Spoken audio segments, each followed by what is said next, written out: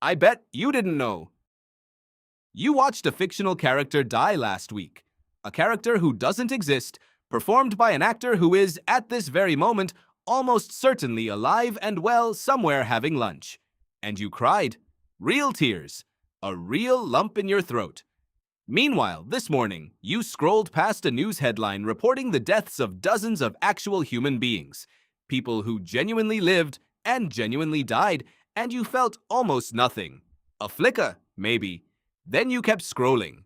This should bother you more than it does. The fictional death moved you more than the real one. What is wrong with your brain? Nothing is wrong with your brain. It's doing exactly what it evolved to do, and the explanation reveals something strange about how human empathy actually works. Something that has almost nothing to do with how real an event is. Start with what your brain is built to respond to. Psychologist Paul Slovic at the University of Oregon has spent decades studying what he calls psychic numbing, the well-documented phenomenon where our emotional response to suffering doesn't scale with the number of people suffering. In one of his most cited findings, people who were shown information about a single starving child donated more money, on average, than people shown the exact same appeal, but with statistics about millions of starving children attached. Adding real, accurate scale made people care less, not more. This sounds backwards until you remember that your emotional system was never built to process millions. It was built to process one. Specifically, it was built to process one person in front of you, whose face you can see, whose voice you can hear, whose specific story you can follow from beginning to end. This is why the movie character moved you and the news headline didn't. The character had a name, a face you watched in close-up for 90 minutes, a voice that cracked at exactly the right moment, a specific individual arc with a beginning, middle, and a devastating end you witnessed unfold in real time, scene by scene, until the loss became unbearable. The news headline gave you a number, dozens of deaths. Numbers do not have faces. Numbers do not crack their voices. Your brain, which evolved to bond with individuals it could see and track, has almost nothing to grab onto when a tragedy is delivered as a statistic. Neuroscientist Paul Zak has studied this through the lens of oxytocin, the neurochemical heavily involved in social bonding and empathy. In his research, watching a narrative film clip with a specific character in distress reliably triggers oxytocin release in viewers, measurable in their blood, correlating directly with how much they reported caring about the character's outcome and how likely they were to donate to a related cause afterward. Critically, abstract information about suffering, even accurate, even significant, does not reliably trigger the same oxytocin response. Your body is biochemically responding to story structure, not to factual significance. This isn't a flaw in your moral character. It's a structural feature of how empathy is built. Anthropologically, this makes sense. For nearly the entirety of human existence, you only ever encountered loss face to face. A member of your band died and you watched it happen, smelled the fire at the funeral, heard the specific cries of specific people you knew personally. There was no mechanism, evolutionarily speaking, for processing the suffering of thousands of strangers you would never meet, because that situation essentially didn't exist.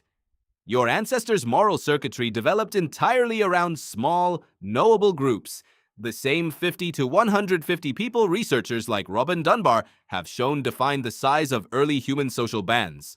Mass tragedy, abstract statistics, distant suffering delivered through a screen, none of this existed when your emotional wiring was being built. So when it shows up now in the form of a news alert about a disaster on the other side of the world, your ancient emotional system simply doesn't know what to do with it. It has no protocol. The information registers cognitively. You understand intellectually that something terrible happened, but the emotional machinery that would normally produce tears, the same machinery so easily activated by a fictional character's death, stays mostly dormant.